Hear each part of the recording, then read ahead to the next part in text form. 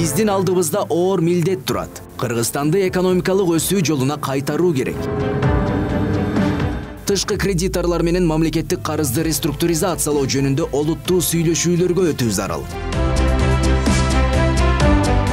Мунун баары эркти, билимди жана элдин колдоосун талап кылат.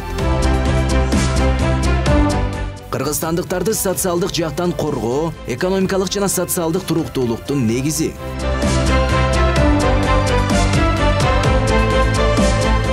Пенсияларды, жөлөк пулдарды индексациялоо жана төлөп берүү бийликтин натыйжалуулугунун башкы критерийи.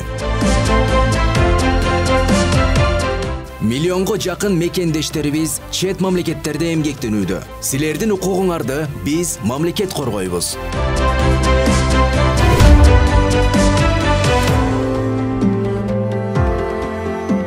Текшерүүлөргө мораторий киргизүү жана административдик тосмолорду алып салуу.